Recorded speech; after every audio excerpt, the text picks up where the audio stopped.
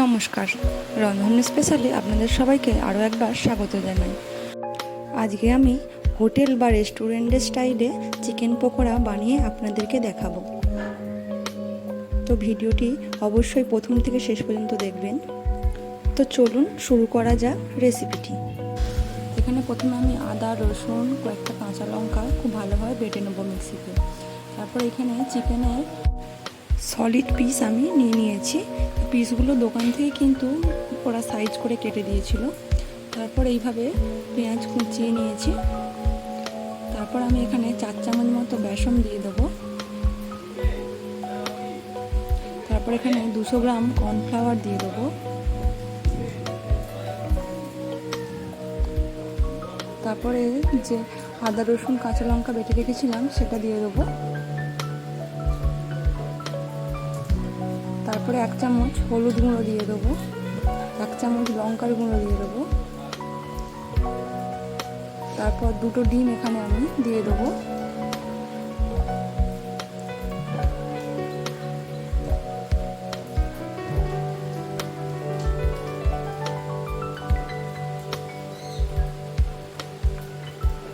তারপর মিক্সিটা ধুয়ে অল্প সামান্য একটু জল দিয়ে ভালোভাবে আমি মাখাতে থাকবো।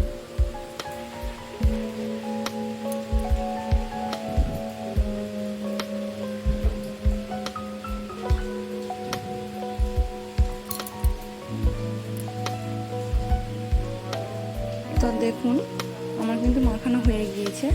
তো এরপর আরও কিছু মশলা দিয়ে দেবো, পরিমাণ মতো লবণ দিয়ে দেবো। তারপরে গোটা জিরে দিয়ে দেবো। তারপরে দিয়ে দেবো 1/2 চা চামচ বেকিং সোডা ও একটা সানরাইজের মিট মশলা প্যাকেট। গোটাটাই আমি কিন্তু এর মধ্যে দিয়ে দেবো। তারপরে সব কিছু উপকরণ খুব ভালোভাবে একসাথে মিশিয়ে নেব। তো দেখুন, তো 10 মিনিট আমি এটাকে রেখে দেবো। তারপরে কড়াইয়ে তেল গরম করতে দিয়ে দেবো। আমি কিন্তু পকোড়াটা সরিষার তেলেই ভাজবো, আপনারা চাইলে সাদা তেলেও ভাজতে পারেন। তো তেল খুব ভালোভাবে গরম হয়ে গেছে। এরপর একটা একটা করে পকোড়া আমি এই তেলের মধ্যে দিয়ে দেবো। যারা যারা আমার চ্যানেলে নতুন, প্লিজ চ্যানেলটিকে সাবস্ক্রাইব করে দেবেন। আর যারা ফেসবুক পেজ থেকে ভিডিওটি দেখছেন তারা অবশ্যই পেজটিকে ফলো করে নেবেন। গ্যাসের ফ্লেমটা কিন্তু হাই ফ্লেমেই রাখতে হবে।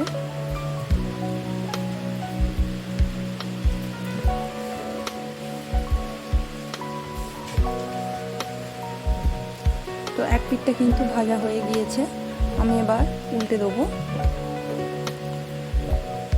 তো সবগুলো কিন্তু উল্টানো হয়ে গিয়েছে।